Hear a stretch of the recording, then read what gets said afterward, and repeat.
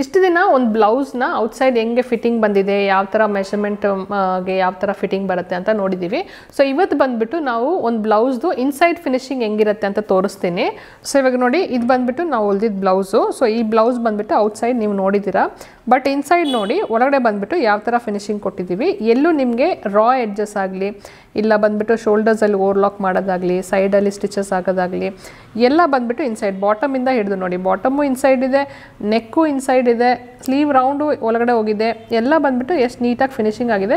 Shoulders ಕೂಡ ನಿಮಗೆ extra ಏನು ಫ್ಯಾಬ್ರಿಕ್ ಆಗಲಿ ಇಲ್ಲ ಎಕ್ಸ್ಟ್ರಾ ಅಲ್ಲಿ ಓವರ್ಲಾಕ್ ಮಾಡೋದಾಗಲಿ ಯಾವುದೂ ಇಲ್ಲ. ಸೈಡಲ್ಲಿ ಮಾತ್ರ ಲಾಸ್ಟಲ್ಲಿ ನಾವು ಓವರ್ಲಾಕ್ ಮಾಡಿದ್ದೀವಿ. ಈ ಥರ ಫ್ರಂಟು, ಈ ಥರ ಬ್ಯಾಕು ನೋಡಿ, ಡಾಟ್ಗಳು ಅಷ್ಟೇ ನಿಮಗೆ ಎಲ್ಲೂ ಮೇಲಿಲ್ಲ, ಎಲ್ಲ ಬಂದುಬಿಟ್ಟು ಒಳಗಡೆ ಹೋಗುತ್ತೆ. ಈ ಬ್ಲೌಸಲ್ಲಿ ಕಪ್ಸು ಇಟ್ಟಿದ್ದೀವಿ. ಕಪ್ಸ್ ಫಿನಿಶಿಂಗು ನೋಡಿ ಎಷ್ಟು ನೀಟಾಗಿದೆ, ಎಲ್ಲೂ ನಿಮಗೆ ರಾ ಎಡ್ಜಸ್ ಇಲ್ಲ, ಲೂಸ್ ಸ್ಟಿಚಸ್ ಇಲ್ಲ, ಏನೂ ಕಾಣಿಸ್ತಿಲ್ಲ.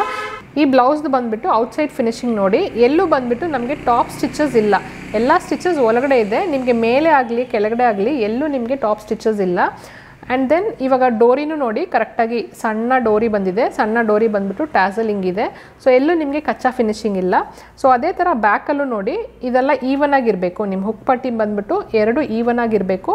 ಇಲ್ಲೂ ಅಷ್ಟೇ ನೋಡಿ, ನೆಕ್ ಹತ್ರ ಆಗಲಿ ಶೋಲ್ಡರ್ ಹತ್ರ ಆಗಲಿ ಇಲ್ಲ ನಿಮಗೆ ಆರ್ಮ್ ರೌಂಡ್ ಹತ್ರ ಆಗಲಿ ಎಲ್ಲ ಟಾಪ್ ಸ್ಟಿಚಸ್ ಇಲ್ಲ, ಎಲ್ಲ ಸ್ಟಿಚಸ್ ಒಳಗಡೆ ಹೋಗಿದೆ.